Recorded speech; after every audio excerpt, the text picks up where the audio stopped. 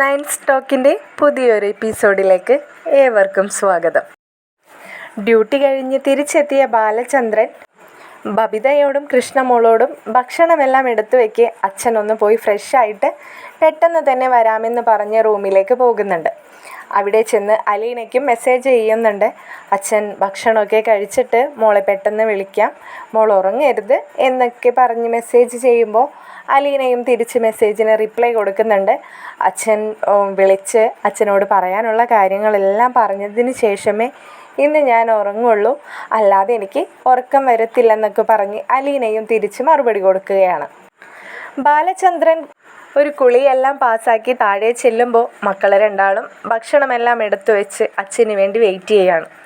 ബാലചന്ദ്രൻ ചെല്ലുമ്പോൾ ചോദിക്കുന്നുണ്ട്, അമ്മയും മുത്തശ്ശിയൊക്കെ ഭക്ഷണം കഴിച്ചായിരുന്നോ എന്ന് ചോദിക്കുമ്പോൾ അവരും തിരിച്ച് പറയുകയാണ്, മുത്തശ്ശിക്ക് ആ ആൻറ്റി കൊടുത്തിട്ട് അച്ഛാ പോയത്, അമ്മയുടെ കാര്യം അറിയത്തില്ല, നമ്മൾ ഭക്ഷണം കഴിച്ച് പോയതിന് ശേഷമല്ലേ അമ്മ വന്നിരുന്ന് കഴിക്കാറുള്ളൂ, അതുകൊണ്ട് ഞങ്ങളാരും വിളിച്ചതും ഇല്ല എന്നൊക്കെ പറയുകയാണ്.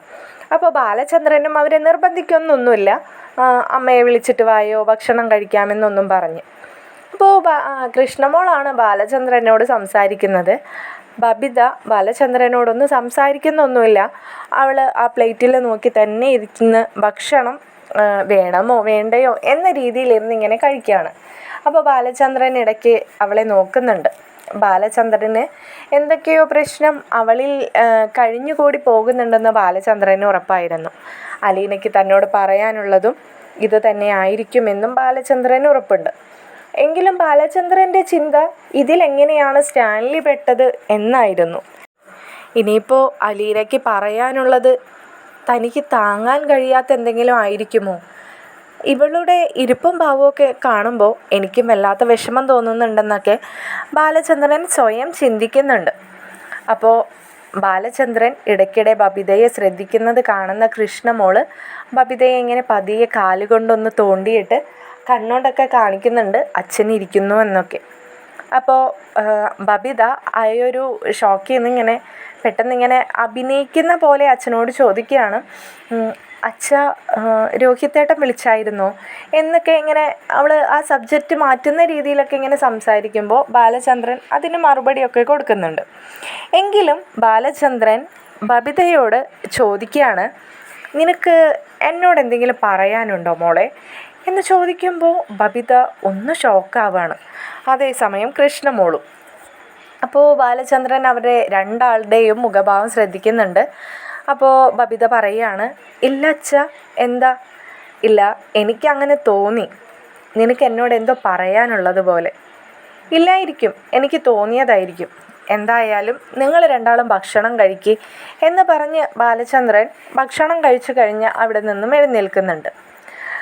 ബാലചന്ദ്രൻ അവിടെ നിന്നും എഴുന്നേറ്റ് വാഷ് ബേസിൻ്റെ അവിടേക്ക് പോയി എന്ന് ഉറപ്പ് വരുത്തിയതിന് ശേഷം കൃഷ്ണമോള് ബബിതയോടായി പറയാണ്, ചേച്ചി എന്തായി കാണിക്കുന്നേ? ചേച്ചി എന്തിനാ ഇപ്പോഴും ഇങ്ങനെ പേടിച്ച് ഇങ്ങനെ വല്ലാത്തൊരവസ്ഥയിലിരിക്കുന്നേ? ചേച്ചി എന്നോട് എല്ലാ കാര്യങ്ങളും പറഞ്ഞത് അതേപോലെയൊക്കെ തന്നെ സംഭവിച്ചതല്ലേ, പിന്നെ എന്തിനാ ചേച്ചി ഇപ്പോഴും ഇങ്ങനെ പേടിച്ചിരിക്കുന്നേ? അച്ഛൻ ചേച്ചിയെ ഒരുപാട് സമയമായി ഇങ്ങനെ ശ്രദ്ധിക്കുന്നു. ചേച്ചിയുടെ ഭാഗത്തുനിന്ന് എന്തൊക്കെയോ പ്രശ്നമുള്ളതുപോലെ അച്ഛന് തോന്നിയിട്ടല്ലേ അച്ഛൻ ചേച്ചിയോട് ചോദിച്ചത്, എന്നോട് നിനക്ക് എന്തെങ്കിലും പറയുന്നുണ്ടോ എന്നൊക്കെ. ചേച്ചി എന്തിനാ ഇങ്ങനെയൊക്കെ കാണിക്കുന്നേ എന്ന് പറയുമ്പോഴേക്കും ബാലചന്ദ്രൻ അവിടെ നിന്ന് തിരിച്ചു വരുന്നത് ബബിത കാണുന്നുണ്ട്. അപ്പോൾ ബബിത കണ്ണുകൊണ്ട് അച്ഛൻ വരുന്നു എന്ന് കൃഷ്ണമോളോട് കാണിക്കുകയാണ്. അപ്പോൾ ബാലചന്ദ്രൻ രണ്ടാളുടെ അടുത്തേക്ക് വന്നിട്ട്, അപ്പോൾ ശരിയെന്നാ അച്ഛൻ പോയി കിടക്കുകയാണേ, അച്ഛന് കുറച്ചൊരു കണക്കൊക്കെ ഒന്ന് നോക്കി നമ്മുടെ ഗോവർദ്ധൻ അങ്കിളിനെ അയച്ചിട്ട് വേണം കിടന്നുറങ്ങാനായിട്ട്, അതുകൊണ്ട് അച്ഛൻ നേരത്തെ പോവുകയാണ്. അപ്പോൾ രണ്ടാൾക്കും ഗുഡ് നൈറ്റ് എന്ന് പറഞ്ഞുകൊണ്ട് ബാലചന്ദ്രൻ സ്റ്റെപ്പ് കയറി തൻ്റെ റൂമിലേക്ക് പോവുകയാണ്. അപ്പോൾ ബാലചന്ദ്രനോടും തിരിച്ചും അവർ ഗുഡ് നൈറ്റ് പറയുന്നുണ്ട്. എന്നിട്ട് കൃഷ്ണമോൾ പറഞ്ഞു നിർത്തിയ കാര്യം വീണ്ടും തുടങ്ങുകയാണ്. എന്നിട്ട് പറയുന്നുണ്ട് കൃഷ്ണമോൾ, ചേച്ചി ഇനിയെങ്കിലും ഒന്ന് ബോൾഡായിട്ട് നിൽക്ക്, എന്തായാലും അതൊക്കെ അങ്ങനെ അങ്ങോട്ട് കഴിഞ്ഞു പോയല്ലോ, ഇനി അതാലോചിച്ച് ടെൻഷൻ അടിച്ച് വെറുതെ അച്ഛനെ കൂടി BP ഒന്നും കൂട്ടിക്കാൻ ചേച്ചി നിൽക്കരുത്, അച്ഛനിതൊക്കെ അറിഞ്ഞാലുണ്ടാവുന്ന അവസ്ഥ ചേച്ചിക്ക് അറിയാമല്ലോ എന്നൊക്കെ പറയുകയാണ്. അപ്പോൾ ബബിത പറയുന്നുണ്ട്, കൃഷ്ണേ നിനക്ക് തോന്നുന്നുണ്ടോ ചേച്ചി ഇതൊന്നും അച്ഛനോട് പറയത്തില്ലെന്ന്? ഇല്ല ചേച്ചി, അച്ഛനോട് ചേച്ചി പറയത്തില്ല. അത് അച്ഛൻ്റെ അവസ്ഥ ചേച്ചിക്ക് അറിയാമല്ലോ. എടി, എന്നേക്കാളും നന്നായിട്ട് നീ മനസ്സിലാക്കിയതല്ലേ അലീന ചേച്ചിയെ. എന്നിട്ട് നിനക്കത് മനസ്സിലാവാഞ്ഞിട്ടാണോ? ചേച്ചി എന്തായി പറയുന്നേ? എൻ്റെ പൊന്ന് കൃഷ്ണമോളെ, ഇതെല്ലാം അലീന ചേച്ചി അച്ഛനോട് പറയും. എല്ലാം ഒതുങ്ങിയതിന് ശേഷം മാത്രമേ അച്ഛനോട് പറയുള്ളൂ. അതാണ് വ്യത്യാസം. അത് വേറൊന്നും കൊണ്ടല്ല. അപ്പോൾ അച്ഛന് ഒരു സമാധാനം കിട്ടുമല്ലോ, എല്ലാം കഴിഞ്ഞു പോയി എന്ന്. അത് ചേച്ചിക്ക് നന്നായിട്ടറിയാം. ഇപ്പോൾ ചേച്ചിയെ ഒരുപാട് ഞാൻ മനസ്സിലാക്കുന്നുണ്ട്. അതുകൊണ്ടാണ് ഞാൻ ഈ പറയുന്നത്.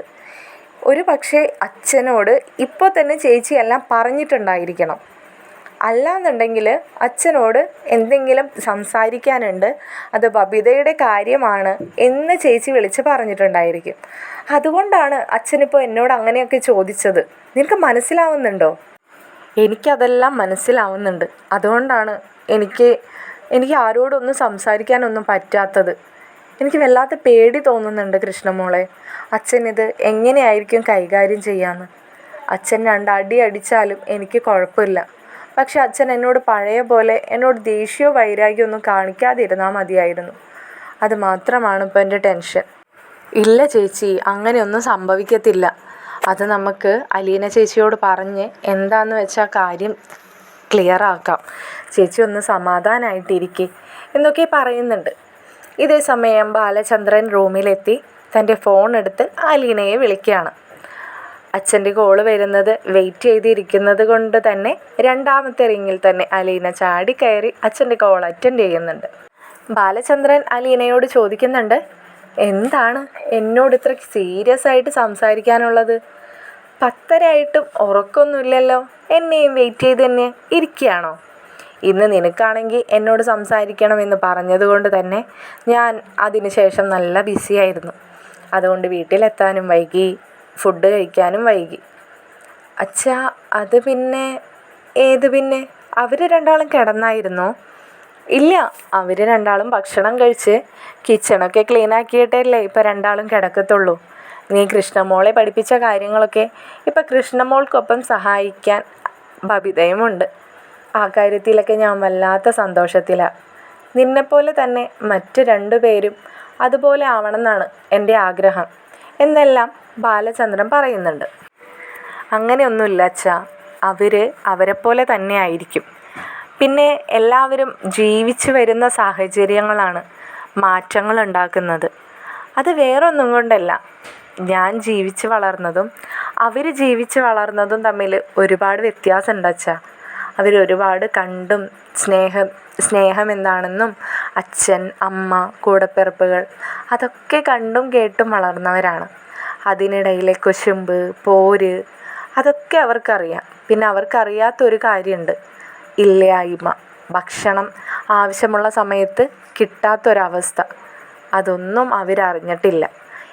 ഈ പറഞ്ഞ കാര്യങ്ങളൊക്കെ അറിഞ്ഞ് വളർന്നവരാണ് ഞാനും എൻ്റെ രേവതിക്കുട്ടിയും. അതുകൊണ്ട് ഞങ്ങളും അവരും തമ്മിൽ വളരെ വ്യത്യാസമുണ്ട്. അതെ, അത് ശരിയാ. അതുകൊണ്ടാണല്ലോ ഒരമ്മയുടെ വയറ്റിൽ നിന്ന് വന്ന നിങ്ങൾ 4ആളും 4 സ്വഭാവക്കാരായത്. 4 സ്വഭാവം എന്നല്ല പറയാൻ പറ്റുക. അവർ 2ആളും ഒരേ സ്വഭാവം. നീയും കൃഷ്ണമോൾക്കും എന്തൊക്കെയോ സാമ്യത എനിക്ക് തോന്നാറുണ്ട്. അതൊക്കെ പോട്ടെ, അതൊക്കെ എന്തെങ്കിലും ആവട്ടെ. എന്തായി? നിനക്ക് എന്നോട് പറയാനുണ്ടെന്ന് പറഞ്ഞ കാര്യങ്ങൾ അതൊക്കെ നീ ഒന്ന് വിശദമായിട്ട് തന്നെ എന്നോട് പറഞ്ഞേ. അച്ഛാ, അത് പിന്നെ അച്ഛനോട് ഞാൻ ഫോണിലൂടെയാണ് സംസാരിക്കുന്നത്. അപ്പോൾ എനിക്ക് അച്ഛൻ്റെ കാര്യത്തിൽ ഒരു പേടിയുണ്ട്. അച്ഛൻ അതിന് എങ്ങനെയായിരിക്കും ഉൾക്കൊള്ളാമെന്ന്. പക്ഷേ ഇത്രയൊക്കെ അനുഭവങ്ങൾ ഉണ്ടായിട്ടുള്ള അച്ഛൻ എല്ലാം വളരെ പ്രാക്ടിക്കലായിട്ട് തന്നെ ചിന്തിക്കണം കേട്ടോ. എനിക്ക് അങ്ങനെ ഇപ്പോൾ പറയാൻ പറ്റൂ. പക്ഷേ അച്ഛനോട് ഇതെല്ലാം പറയാതെ എനിക്ക് സമാധാനമായിട്ടൊന്ന് കിടന്നുറങ്ങാൻ പോലും കഴിയില്ല. അതുകൊണ്ടാണ് അച്ഛനോടിപ്പം ഞാൻ ഇതൊക്കെ പറയാമെന്ന് തന്നെ വിചാരിച്ചത്. നീ എന്തായാലും പറഞ്ഞു എൻ്റെ അലീനെ. നീ എന്തിനാ ഇങ്ങനെ വല്ലാത്തൊരു ഇൻട്രൊഡക്ഷനൊക്കെ കൊടുത്ത് എന്നെ പേടിപ്പിക്കുന്നത്? നീ കാര്യം പറയേ. അച്ഛൻ ടെൻഷനൊന്നും ആവരുത്. ഇല്ല അലീന, നീ കാര്യം പറഞ്ഞേ. അച്ഛാ, 2 ദിവസം മുമ്പ് നമ്മുടെ ബബിത മോള് ഒരു പയ്യനായിട്ട് ഇഷ്ടത്തിലാണെന്നൊക്കെ അച്ഛനെ അറിയാവുന്നതല്ലേ. ഓ അറിയാം, അത് നീ തന്നെ എന്നോട് മുമ്പ് പറഞ്ഞിട്ടുണ്ടായിരുന്നുവല്ലോ. ഇപ്പോൾ അങ്ങനെയൊന്നും ഇല്ലെന്നാണ് എൻ്റെ ഒരു കണക്ക് കൂട്ടൽ. കാരണം അന്ന് അവൾ വന്ന് എന്നോട് സംസാരിച്ച കൂട്ടത്തിൽ അങ്ങനെ എന്തൊക്കെയോ അവൾ പറഞ്ഞിട്ടാണ് പോയത്. അച്ഛന് വേണ്ടി ഞാൻ എല്ലാം അവസാനിപ്പിച്ചു, ഇനി അച്ഛൻ്റെ നല്ല മകളായിട്ട് ഞാനും ഉണ്ടായിരിക്കും, അച്ഛൻ എന്നെ അലീനയെയും കൃഷ്ണമോളെയും ഒക്കെ സ്നേഹിക്കുന്ന പോലെ സ്നേഹിക്കണം, അങ്ങനെയൊക്കെ പറയുന്നുണ്ടായിരുന്നു. അപ്പോൾ ഞാനും ഒന്നും അറിയാത്ത പോലെ തന്നെ തിരിച്ച് മറുപടി കൊടുത്തത്. ഇനി ഇതെല്ലാം ഞാൻ അറിഞ്ഞിരിക്കുന്നുണ്ടെന്ന് അവൾക്ക് തോന്നണ്ട എന്ന് കരുതി. അച്ഛൻ പറഞ്ഞത് ശരി തന്നെയാണ്. അവൾ അന്ന് അച്ഛനോട് വന്ന് സംസാരിക്കുന്നതിന് കുറച്ച് മണിക്കൂറുകൾ മുമ്പേ അമലിനോട് പോയിട്ട് ഇനി ഇങ്ങനൊരു റിലേഷൻ മുന്നോട്ട് കൊണ്ടുപോകാൻ അവൾക്ക് താല്പര്യമില്ലെന്നും അവളുടെ വീട്ടിൽ വല്ലാത്ത അവസ്ഥയിലൂടെയാണ് കടന്നു പോകുന്നതെന്നൊക്കെ അവനെ കാര്യങ്ങൾ പറഞ്ഞ് മനസ്സിലാക്കിയിട്ട് തന്നെയാണ് അവൾ തിരിച്ചു പോകുന്നത്. എന്നാൽ ആ നിമിഷം മുതൽ അവളുടെ കഷ്ടകാലം തുടങ്ങിയെന്ന് തന്നെ വേണമല്ലോ പറയാൻ. അവൾ ഒരുപാട് സ്നേഹിക്കുകയും വിശ്വസിക്കുകയും ഒക്കെ ചെയ്തിരുന്നു അവനെ. അതുകൊണ്ട് തന്നെ അവർ തമ്മിൽ എവിടേക്കെയോ പോവുകയും കൂടിക്കാഴ്ചയും ഒക്കെ ഉണ്ടായിരുന്നു. അച്ഛനോട് ഞാൻ പറഞ്ഞിട്ടുണ്ടല്ലോ, നമ്മുടെ വീട്ടിലും നിങ്ങളാരും ഇല്ലാത്ത സമയത്ത് അവൾ വന്നിട്ടുണ്ടെന്ന്. അതേപോലെ തന്നെ മറ്റെവിടെയോ ഇവർ പോയതിൻ്റെ ഫോട്ടോസും വീഡിയോസും ഒക്കെ ഉണ്ടായിരുന്നു. പോയതിൻ്റെ ഫോട്ടോസും വീഡിയോസോ? നീ എന്തൊക്കെയാ ഈ പറയുന്നത് അലീനെ?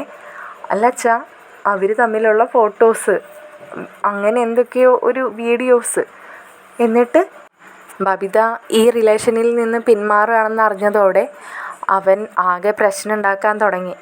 ഈ ഫോട്ടോസും വീഡിയോസും ഒക്കെ പബ്ലിസിറ്റി ആക്കും, സോഷ്യൽ മീഡിയാസിലൊക്കെ അപ്ലോഡ് ചെയ്യുമെന്നൊക്കെ പറഞ്ഞിട്ട് വല്ലാത്തൊരു പ്രശ്നങ്ങളാണ് അവനവിടെ ഉണ്ടാക്കാൻ തുടങ്ങിയത്. അങ്ങനെയാണ് കൃഷ്ണമോൾ പറഞ്ഞിട്ടായിരിക്കണം എന്നെ വിളിച്ചത്. ആദ്യം കൃഷ്ണമോൾ തന്നെയാണ് ഈ കാര്യങ്ങളൊക്കെ പറഞ്ഞുകൊണ്ട് ബബിതയുടെ മുമ്പിൽ വെച്ച് തന്നെ എന്നെ വിളിച്ചത്. കാര്യങ്ങളൊക്കെ കേട്ട പാടെ ഞാൻ ഒരുപാട് വഴക്കൊക്കെ അവളെ പറഞ്ഞു. പക്ഷേ അവൾ എന്നെ ചേച്ചി എന്നൊക്കെ വിളിച്ചു. എന്നെ വഴക്ക് പറയരുത്, എൻ്റെ അറിവില്ലായ്മ കൊണ്ട് തെറ്റിപ്പോയതാണ്, എന്നെ ഈ പ്രശ്നത്തിൽ നിന്നൊക്കെ കരകയറ്റി തരണം, എനിക്കിനി നിങ്ങളെപ്പോലെയൊക്കെ സമാധാനമായിട്ട് ജീവിക്കണം എന്നൊക്കെ പറഞ്ഞപ്പോൾ എനിക്ക് എന്ത് പറയണമെന്നറിയാൻ വയ്യാതെ അയച്ച. എന്നെക്കൊണ്ടാവുന്ന പോലെ ഞാൻ അവളെ സമാധാനിപ്പിച്ചു. അലീന ഇത്രയൊക്കെ പറഞ്ഞിട്ടും ബാലചന്ദ്രൻ്റെ ഭാഗത്ത് നിന്നും ഒരു റെസ്പോണ്ടും ഇല്ലാണ്ടായപ്പോൾ അലീനയ്ക്കൊരു ടെൻഷൻ. അപ്പോൾ അലീന 1-2 വട്ടം അച്ഛ എന്ന് വിളിച്ചിട്ടും ബാലചന്ദ്രൻ ഒന്നും പറയുന്നില്ല. അപ്പോൾ അലീന ബാലചന്ദ്രനോട് പറയുന്നുണ്ട്, അച്ഛ എന്തെങ്കിലും ഒന്ന് തിരിച്ച് പറ, എന്നോട് മിണ്ടാതെ ഇങ്ങനെ ഇരിക്കല്ലേ എന്ന് പറയുമ്പോൾ ബാലചന്ദ്രൻ പറയുന്നുണ്ട്, മോളെ ഞാനിതൊക്കെ കേട്ടിട്ട് എന്താണ് ഞാൻ തിരിച്ച് പറയേണ്ടത്? അപ്പോൾ അലീനയ്ക്കൊരു സമാധാനം തോന്നാണ് കേട്ടോ. അപ്പോൾ അലീന പറയുന്നുണ്ട്, അച്ഛൻ എന്നെ ഒന്ന് വീഡിയോ കോൾ ചെയ്താൽ മതി, നമുക്ക് അങ്ങനെ സംസാരിക്കാം എന്ന് പറഞ്ഞുകൊണ്ട് അലീന കോൾ കട്ട് ചെയ്യുന്നുണ്ട്. ഉടനെ തന്നെ ബാലചന്ദ്രൻ അലീനയെ വിളിക്കുകയാണ് കേട്ടോ. ഇതെന്താണ് കാര്യങ്ങളെന്ന് ബാലചന്ദ്രൻ അറിയണമല്ലോ. അപ്പോൾ ബാലചന്ദ്രൻ പറയുന്നുണ്ട്, ഞാൻ ഓക്കെയാണ് മോളെ, നീ എന്താണെന്ന് വെച്ചാൽ കംപ്ലീറ്റ് ആയിട്ട് എന്നോട് പറയുന്നുണ്ട്. അപ്പോൾ നടന്ന കാര്യങ്ങളൊക്കെ തന്നെ അലീന പറയുകയാണ് കേട്ടോ. സ്റ്റാൻലിയോട് അലീന പറഞ്ഞതും സ്റ്റാൻലി പറഞ്ഞിട്ട് ബബിതയും അമലും ആ വീട്ടിലേക്ക് വന്നതുമായിട്ടും അവിടെ നിന്നും സ്റ്റാൻലി അവൻ്റെ വീട്ടിൽ പോയി അവൻ്റെ അച്ഛനോടും അമ്മനോട് കാര്യങ്ങൾ പറഞ്ഞു. അവനെ കാര്യങ്ങൾ പറഞ്ഞ് മനസ്സിലാക്കി. ആ ഫോട്ടോസും വീഡിയോസും ഒക്കെ സ്റ്റാൻലി നശിപ്പിച്ചു. അങ്ങനെ അന്ന് നടന്നതായിട്ടുള്ള എല്ലാ കഥകളും അലീന ഒരു തരി പോലും ഇടാതെ ബാലചന്ദ്രനെ അറിയിക്കുന്നുണ്ട്. ബാലചന്ദ്രൻ പറയുന്നുണ്ട്, ഇത്രയൊക്കെ പ്രശ്നങ്ങൾ ഉണ്ടായിട്ടും എന്തുകൊണ്ടാണ് നീ എന്നോട് പറയാതിരുന്നത് എന്ന് ചോദിക്കുമ്പോൾ അലീന പറയാണ്, പേടിച്ചിട്ടാണ് അച്ഛൻ അവളെ തല്ലോ അല്ലെങ്കിൽ അച്ഛൻ വേറെ എന്തെങ്കിലും പ്രശ്നം ഉണ്ടാക്കുമോ എന്നൊന്നുമല്ല പേടി, അച്ഛന് എന്തെങ്കിലും സംഭവിക്കുമോ എന്നുള്ള പേടി കൊണ്ട് മാത്രമാണ് പറയാതിരുന്നത്. ഒരിക്കലും അച്ഛനിൽ നിന്നും ഇതൊന്നും ഒളിപ്പിച്ച് വെക്കണമെന്ന് വിചാരിച്ചിട്ടില്ല. കൃഷ്ണമോളോടും ബബിതയോടും ഞാനാണ് പറഞ്ഞത് അച്ഛനെ ഇതൊന്നും അറിയിക്കരുതെന്ന്. കൃഷ്ണമോൾ എന്നോട് ഇന്നലെ പോലും ഇതൊക്കെ ഇത്രയും സീരിയസ് ആണെന്ന് മനസ്സിലാക്കിയപ്പോൾ തുടങ്ങി എന്നോട് അവൾ പോലും ചോദിച്ചതാണ്, നമുക്ക് അച്ഛനോട് പറയാം, കേസ് കൊടുക്കാമെന്നൊക്കെ. അച്ഛനെ അറിയാവുന്നതല്ലേ, ഇത് കേസൊക്കെ കൊടുത്താൽ ഇത് ഇങ്ങനെയൊന്നുമല്ല അവസാനിക്കാൻ പോകുന്നത്. കാരണം ബബിതയുടെ എന്തോ ഒരു വീഡിയോ ക്ലിപ്പ് ഒന്നാമത്തെ അന്ന് പോലീസ് സ്റ്റേഷനിൽ ഉണ്ടായിരുന്നു വീഡിയോ ക്ലിപ്പോ? പോലീസ് സ്റ്റേഷനിലോ? അത് എന്താണെന്നൊന്നും കറക്റ്റ് അറിയില്ല അച്ഛാ. അന്ന് എന്നെ ചോദ്യം ചെയ്യാനായിട്ട് പോലീസ് സ്റ്റേഷനിലേക്ക് കൊണ്ടുപോയിരുന്നല്ലോ. അന്ന് രാത്രി അവിടെ ആ പോലീസുകാർ പറയുന്നത്, അങ്ങനെ ഒരു സംഭവം പറയുന്നത് ഞാൻ കേട്ടിരുന്നു. പക്ഷെ അതിൻ്റെ പിന്നാലെ ഞാനൊന്നും വിശദീകരിച്ച് ചോദിക്കാനൊന്നും ആരെടുത്തും നിന്നില്ല. പക്ഷെ എനിക്ക് തോന്നുന്നു അച്ഛാ, അതിനെ പറ്റിയിട്ട് മനുവേട്ടന് എന്തൊക്കെയോ അറിയാമെന്ന്. അങ്ങനെയാണെങ്കിൽ മനു നമ്മളുടെ അടുത്ത് പറയാതിരിക്കുമോ മോളെ ഇത്? അച്ഛാ, മനുവേട്ടൻ നമ്മളാരും പേടിക്കണ്ട, വിഷമിക്കണ്ടെന്ന് കരുതി പറയാതിരുന്നതായിരിക്കുമല്ലോ. അങ്ങനെയും ചിന്തിക്കാമല്ലോ. നീ ഇത് വല്ലതും മനുവിൻ്റെ അടുത്ത് പറഞ്ഞായിരുന്നോ?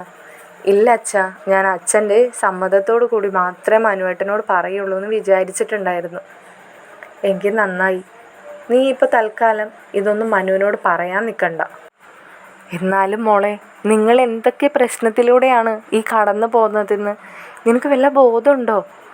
എനിക്കൊന്നും അറിയില്ല അച്ഛാ. ഇവിടുത്തെ പപ്പ കൂടെ ഉണ്ടെന്നുള്ളൊരു ധൈര്യത്തിൻ്റെ പുറത്ത് മാത്രമാണ് ഞങ്ങൾ പപ്പയുടെ കൂടെ നിന്നത്. പപ്പ വിചാരിച്ച പോലെയല്ല. ഞാൻ പപ്പയോട് പറഞ്ഞിട്ടുണ്ടായിരുന്നു, ആ പയ്യനെ നമുക്കോ അറിയാലോ, ഒരു പോലീസ് കേസ് ഉണ്ടായാൽ അവൻ്റെ ലൈഫിനെ എങ്ങനെയൊക്കെ ബാധിക്കുമെന്ന്. പിന്നെ ഈ പ്രശ്നത്തിൽ അവനെ മാത്രം എങ്ങനെയാണ് പപ്പ നമ്മൾ കുറ്റം പറയുക? കുറ്റം ഇവിടെ ബബിതയുടെ കാര്യത്തിലും വന്നിട്ടുണ്ടല്ലോ. അവളും കൂടി അവൻ വിളിക്കുന്നിടത്ത് പോയതുകൊണ്ടും അവൾ അങ്ങനെ ഒരു ഫോട്ടോസൊക്കെ എടുത്ത് അവനെ അയച്ചതുകൊണ്ടും മാത്രമല്ലേ അതൊക്കെ കിട്ടിയത്. പിന്നെ അവനൊരു ഫ്രോഡാണെന്ന് അവളോട് എല്ലാവരും പറഞ്ഞു കൊടുത്തതാണെന്ന് മനുവേട്ടൻ തന്നെ എന്നോട് പലപ്പോഴായിട്ട് പറഞ്ഞിട്ടുണ്ട്. മനുവേട്ടൻ പോലും അവളോട് അതൊക്കെ പറഞ്ഞ് മനസ്സിലാക്കാൻ ശ്രമിച്ചിട്ടും അവൾക്കതൊന്നും മനസ്സിലാക്കുന്നുണ്ടായിരുന്നില്ല. അപ്പോൾ അങ്ങനെ രണ്ടു പേരും ചെയ്ത ഒരു കുറ്റത്തിന് എങ്ങനെയാണ് നമ്മൾ ഒരാളെ മാത്രം ശിക്ഷിക്കുന്നത്? പക്ഷേ അലീന, ഒരു കാര്യം ഞാൻ പറഞ്ഞോട്ടെ, ഇത് ഇങ്ങനെയൊക്കെ നല്ല രീതിക്ക് അവസാനിച്ചില്ലായിരുന്നെങ്കിൽ ഇതെവിടെ പോയി നിന്നേനെ? സ്റ്റാൻലിക്ക് എന്തോ ഒരു ഭാഗ്യത്തിന് അവൻ്റെ വീട്ടിൽ പോയി വീട് പരിശോധിക്കാനും അവൻ്റെ ലാപ്ടോപ്പും മൊബൈലൊക്കെ എടുത്തുകൊണ്ട് പോരാനൊക്കെ തോന്നിയെന്നുള്ളത് സത്യം തന്നെയാണ്. പക്ഷേ അതിനപ്പുറത്തേക്കായിരുന്നു സംഭവിച്ചിരുന്നതെങ്കിൽ എന്താവുമായിരുന്നു അവസ്ഥ? നിങ്ങൾ അതിനെക്കുറിച്ച് ചിന്തിച്ച് ഒന്ന് നോക്കിയിട്ടുണ്ടോ? എന്തൊക്കെ സംഭവിക്കുമായിരുന്നു എന്ന്? സ്റ്റാൻലിക്കെങ്കിലും എന്നോടൊന്ന് വിളിച്ച് പറയാമായിരുന്നു. സ്റ്റാൻലിയെ ഞാൻ ഒരു ശത്രുവായിട്ടൊന്നും അല്ലല്ലോ കണ്ടിട്ടുള്ളത്. അച്ഛാ, പപ്പ അച്ഛനെ വിളിച്ചിത് പറയാത്തതിൻ്റെ പിന്നിലും ഞാൻ തന്നെയാണ്. പപ്പ എന്നോട് 1-2 വട്ടം പറഞ്ഞതാണ്, വിളിച്ച് പറയണമെങ്കിൽ നമുക്ക് സംസാരിക്കാം, ബാലചന്ദ്രനെ ഇതിൽ പെടുത്താതെ തന്നെ ബാലചന്ദ്രനെ എല്ലാം ഒന്ന് അറിയിച്ചു വയ്ക്കാമെന്ന്. ഞാൻ തന്നെയാണ് പറഞ്ഞത്, ഒന്നും പറയണ്ട, അച്ഛൻ ഇനി ഏത് അവസ്ഥയിലോട്ടായിരിക്കും പോവുകയെന്ന് എനിക്ക് പറയാൻ പറ്റില്ലെന്നൊക്കെ. 2 വട്ടം അച്ഛൻ അറ്റാക്ക് വന്ന ഒരാളല്ലേ, അച്ഛൻ എന്താണ് അതൊന്നും ചിന്തിക്കാത്തത്? ഇല്ല മോളെ, ഞാൻ എൻ്റെ ഒരു വിഷമം പറഞ്ഞു എന്ന് മാത്രമേ ഉള്ളൂ. എന്തായാലും നിന്നോടും നിൻ്റെ പപ്പയോടുമൊക്കെ തീരാത്ത കടപ്പാട് തന്നെയല്ലേടി എനിക്ക്. കാരണം ഞാൻ പോലും അറിയാതെ എൻ്റെ കുടുംബത്തിന് വന്ന ഏറ്റവും വലിയൊരു പ്രശ്നമല്ലേ നിങ്ങളിപ്പോൾ തീർത്ത് തന്നത്. ഇതൊക്കെ പുറത്തറിഞ്ഞിരുന്നെങ്കിൽ നാട്ടുകാരെന്തൊക്കെയാണ് പറയുക? നീ ഒന്ന് ചിന്തിച്ച് നോക്കിയേ അലീനെ. അവർക്ക് പറയാനുള്ളതുണ്ടല്ലോ. കാരണം മോൻ്റെ പ്രശ്നം കഴിഞ്ഞിട്ട് ഇപ്പോൾ അധികം നാളൊന്നും ആയിട്ടില്ലല്ലോ. എല്ലാവരും എല്ലാം മറന്നു വരുന്നതല്ലേ ഉണ്ടായിരുന്നുള്ളൂ. അപ്പോഴേക്കും മോളുടെയും കൂടി. എന്നാലും ഇവൾ ഇത്രത്തോളം മതം പതിച്ചു പോയിട്ടുണ്ടായിരുന്നുവെന്ന് എനിക്ക് വിശ്വസിക്കാനേ കഴിയുന്നില്ല അലീന. ഞാൻ പലപ്പോഴായിട്ട് അമ്മയുടെ അടുത്തും അത് സൂചിപ്പിച്ചതാ അച്ഛാ. അമ്മ ഇങ്ങനെ വാശിയും വൈരാഗ്യമായിട്ടൊന്നും നടക്കരുത്, ബബിതയുടെ ലൈഫ് വല്ലാത്തൊരവസ്ഥയിലൂടെയാണ് പോകുന്നതെന്നൊക്കെ. ആരോട് പറയാനാ? ആർക്ക് മനസ്സിലാവാനാണ്? അമ്മയ്ക്ക് അമ്മയുടേതായ വാശികൾ മാത്രമായിരുന്നല്ലോ വലുത്. അതെ, അവൾക്ക് അവളുടെ വാശികളായിരുന്നല്ലോ വലുത്. അതുകൊണ്ട് തന്നെയാണല്ലോ ഇതൊക്കെ ഇപ്പോഴും വന്ന് ഭവിക്കുന്നത്. ഇതൊന്നും അവൾ അറിഞ്ഞു പോലും ഇല്ലല്ലോ. അവൾക്കറിയാൻ വേണ്ട. അവളുടെ ഇപ്പോൾ ഈ അടങ്ങി നിൽക്കുന്നത് നിന്നിവിടെ വരുത്താൻ വേണ്ടിയിട്ട് മാത്രമാണെന്ന് എനിക്ക് നന്നായിട്ട് അറിയാം അലീന. അതുകൊണ്ട് തന്നെയാണല്ലോ നീ അവിടെ നിൽക്കട്ടെ എന്ന് ഞാനും വിചാരിച്ചിരിക്കുന്നത്. പിന്നെ ഞാനൊരു കാര്യം കൂടി പറയട്ടെ. ഇന്ന് നമ്മളെ സിറ്റി വഴി കടന്നു പോയില്ലായിരുന്നോ? അപ്പോൾ ബബിതയെ ബസ് സ്റ്റോപ്പിൽ ഇറക്കി വിടുന്നതൊക്കെ ഞാൻ കണ്ടിരുന്നു. അച്ഛൻ കണ്ടിരുന്നോ? അച്ഛനപ്പോൾ എവിടെയുണ്ടായിരുന്നു? ഞാനേ നമ്മുടെ ഒരു പുതിയ സൈറ്റിൻ്റെ കോൺട്രാക്ടറെ കാണാനായിട്ട് അവിടെ വന്നിട്ടുണ്ടായിരുന്നു. അപ്പോൾ തിരിച്ച് ഞാൻ കാറ് പാർക്ക് ചെയ്ത സ്ഥലത്തേക്ക് നടന്ന് അവിടേക്ക് എത്തുന്ന സമയത്തായിരുന്നു പെട്ടെന്ന് ബബിതയെ കണ്ടത്.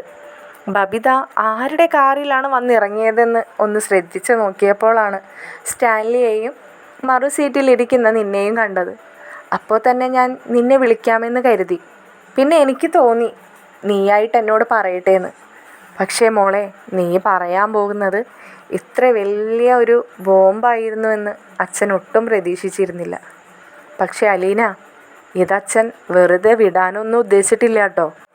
അച്ഛൻ എന്താ ഈ പറഞ്ഞു വരുന്നത്? ഞാനേ അവൻ്റെ വീട്ടിൽ പോവുക തന്നെ ചെയ്യും.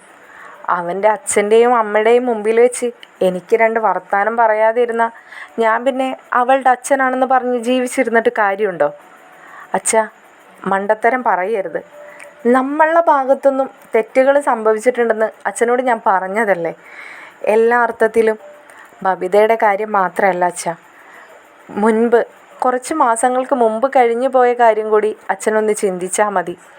രോഹിത്തും ഇതേപോലൊരു തെറ്റ് ചെയ്തപ്പോൾ എത്രത്തോളം മതം പതിച്ചു പോയി നമ്മളെന്ന് മറ്റുള്ളവർ നമ്മളെക്കുറിച്ച് പറഞ്ഞതല്ലേ. അതേ തെറ്റൊക്കെ തന്നെയല്ലേ അച്ഛാ അവനും ചെയ്തിരിക്കുന്നത്. ഇതിപ്പോൾ ഇവളുടെ സമ്മതത്തോടു കൂടിയാണെന്ന് മാത്രം. അപ്പോൾ അതിൻ്റേതായ വ്യത്യാസം ഉണ്ടല്ലോ.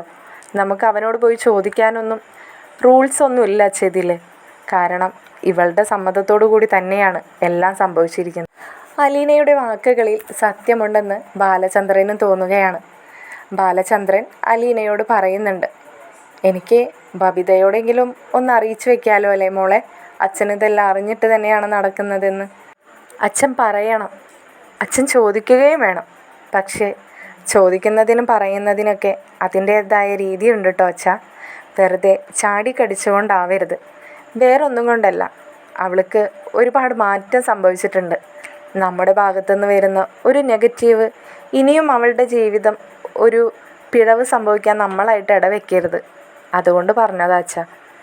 ഇല്ല മോളെ, എന്തായാലും 2 ദിവസം കഴിഞ്ഞോട്ടെ. എന്തായാലും നിൻ്റെ അമ്മയെ എനിക്കൊന്ന് കാണണം. നിൻ്റെ അമ്മയുടെ മുഖത്ത് നോക്കി എനിക്ക് 2 പറയാനുണ്ട്. അവൾ സഞ്ചരിച്ച ആ വഴിയിലൂടെ തന്നെയൊക്കെ അവളുടെ മകളും സഞ്ചരിച്ച് വരുന്നുണ്ടെന്ന്. അതൊക്കെ വേണോ അച്ഛാ? വീണ്ടും അച്ഛനും അമ്മയും തമ്മിൽ ഒരു സംസാര വിഷയമാവണോ അതെല്ലാം? വേണം മോളെ. അവളെ കുറച്ചെങ്കിലും ഇതൊക്കെ അറിഞ്ഞിരിക്കണം. തുടർന്നുള്ള എപ്പിസോഡുമായി ഉടൻ തന്നെ വരുന്നതായിരിക്കും. നിങ്ങൾക്ക് ഈ ചാനലും വീഡിയോസും ഇഷ്ടപ്പെടുന്നുണ്ടെങ്കിൽ ചാനൽ സബ്സ്ക്രൈബ് ചെയ്യാനും വീഡിയോസ് ലൈക്ക് ചെയ്യാനും അഭിപ്രായങ്ങൾ കമൻറ്റിൽ അറിയിക്കാനും മറക്കരുതേ. ശുഭരാത്രി.